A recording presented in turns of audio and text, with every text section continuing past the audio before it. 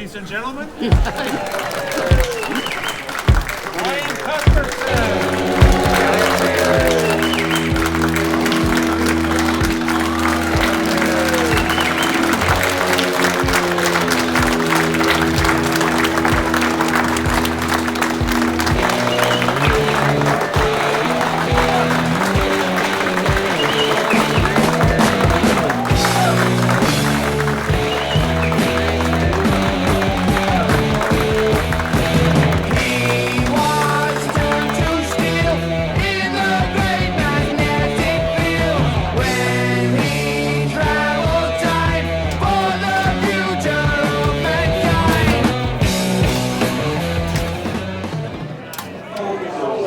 So now the exciting part of the day is here. It's time to eat. And since we have some senior citizens, and since I am a member of the Historical Society, we're going to let them go first over here.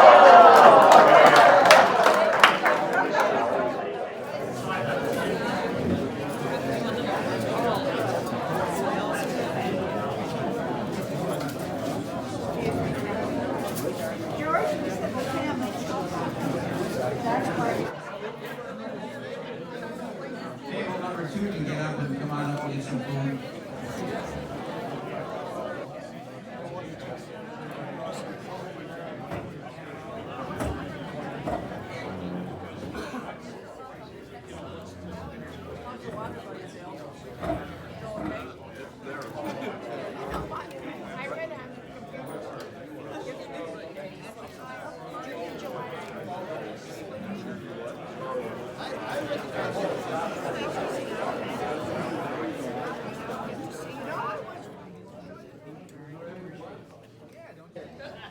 Surprise! For all of us in the room, through your help and through your advice and whatever, and we are having this get together in your honor, okay? The first gentleman that will be coming up is Jim Sanders. Read all that? Pardon me. All right. Hello, everyone. Thanks for coming out tonight, especially you, Brian. If you weren't here, this would be a little weird. I have some family history and a couple of boring stories, so let's get to it. Bear with me while I fumble through this. I'm no public speaker, as you're about to find out. Brian has quite an impressive family history. His grandparents, Alina and Andrew, decided to pack up their belongings, move to Alberta, Canada, and homestead. When they arrived at the end of the railroad line, they purchased a wagon and 2 horses. This was in Grand Prairie, Canada. They then traveled another 10 miles to the property that they had acquired. This took place in 1960. The Cuthbertsons built a log cabin and barn. They had their horses, a cow, a pig, and chickens. They grew vegetables and hunted rabbits. Kay's kitchen was just a dream.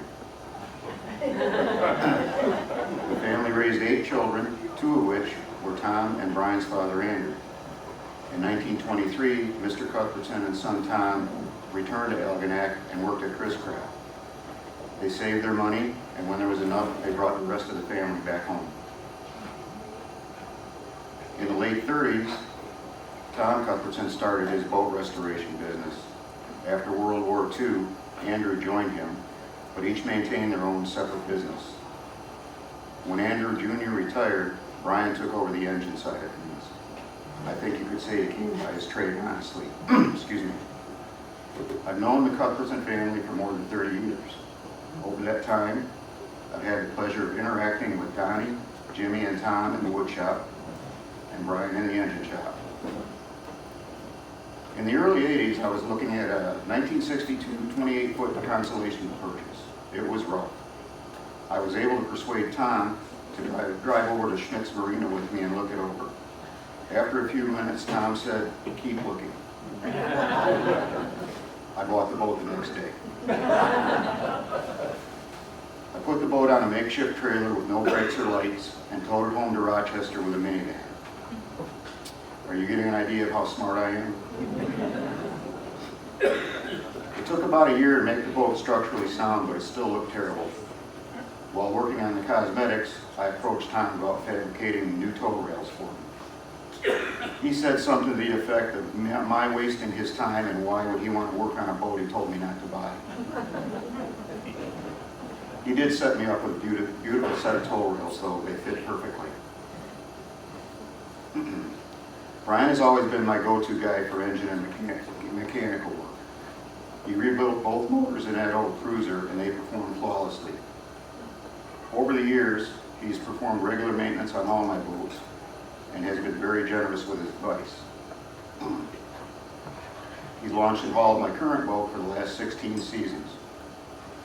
A few years back, I ran over a submerged tree in the river that actually lifted the back of the boat when I hit it.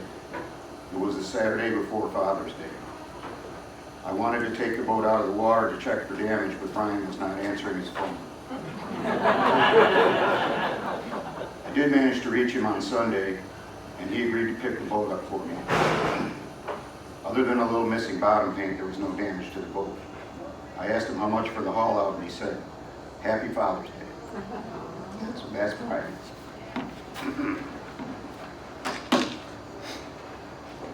Many years ago on a poker run, the engine in my lineman blew. I accepted a tow from John Adams to Mackey Boat Works. Thanks, John. Towed the boat back to my cottage, which is on the canal where Brian's shop is. After hearing my tale of woe, Brian walked to my house, pulled my boat to his place, and pulled the motor. 10 days later, I was back in business. On another occasion, I had gone across the bay to the Clinton River. When I got near the old Clinton River Marina, the engine died and I couldn't get it to restart. I called Brian, and this time he did answer his phone. I was hoping for a suggestion on how to diagnose the problem. What I got was Brian getting in his boat with parts and tools, excuse me, coming across the lake on a windy, nasty day. He fixed the problem and then shepherded me back home. That's not what a mechanic does for a customer. That's what someone does for a friend. I've never done business with anyone like Brian. He's, excuse me.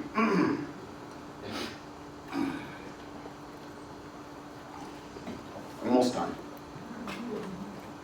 He's the most honest, reliable, trustworthy person I've ever met. I've never once seen him get upset. He goes about his business without complaining. Well, maybe a little lately. Anyway, thanks, Brian.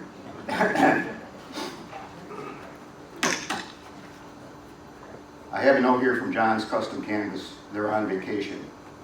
We are disappointed that we will miss the tribute on March 6th, but I must convey that Brian has always been the most helpful businessman, a true asset to our community.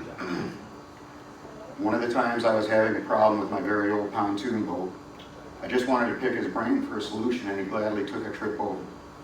Not only did he pinpoint the problem in minutes, he fixed it without being asked. Maybe a small deed to him, but a very big and appreciated deed to us. We wish him only the best always. Canvas John today. The end. The next gentleman we have today is probably one of two people in this room that claim to have a Cuthbertson boat. You know him as Dave Irving. So come on up, Dave. To start, I really want to thank Jim Sanders for reaching out. He has done a lot of work to get this going, and you won't believe how much he did behind the scenes. And Brian, just so that you know, nobody, they all played along or said they weren't going to embarrass you, so we're not going to embarrass you tonight. I just want you to know that. Okay? Maybe give you a little bit of background, Brian. The first time I ever heard the name Cuthbertson was when my parents moved to Algonac on the St. Clair River and bought a 57 23-foot Cuthbertson utility from our former neighbor, the late Jay Kenny. It was previously owned by Ross Brown, who was my junior high art teacher, and he's still in town. When I was 10, I asked my dad to sand, or my dad asked me to sand the bottom of this boat. I'm just a little kid. I'm 10. I'm under there scraping, sanding, and so forth. We're about to apply the copper bronze paint on the bottom, and there, these legs come up, and I look, and there's Tom looking down at me. Tom says, "Is this your boat?" I said, "No, it's my dad's." He says, "I built this." And he just walked away. Wow, that's something. So, over time and over the years, I met and got to know Brian. He worked with my dad to keep the old girl going. I'd run into Brian as a substitute teacher at the Algonac High School. Now, you know, in high school, the kids always give the subs a hard time. Brian, no way. We watched out for him. We made sure they didn't give him too hard of a time. So, when I was in graduate school at Michigan State University, my thesis advisor told me, I said I wanted to do a documentary. He said, "Well, why don't you go home to Algonac, go out in your boat and think about a topic." Well, it didn't take long before I came up with the Runabout Renaissance topic. So I get here, you're all here. Tom was featured and interviewed in the documentary. He was a true down-to-earth craftsman. Later, I did a sequel on restoring wooden pleasure craft, which I dedicated to both Tom and my dad, who instilled the love of boats in me, and Tom, who was instrumental in helping to make sure that the documentary was put together well. Okay, so now we have Brian. I started seeing Brian everywhere.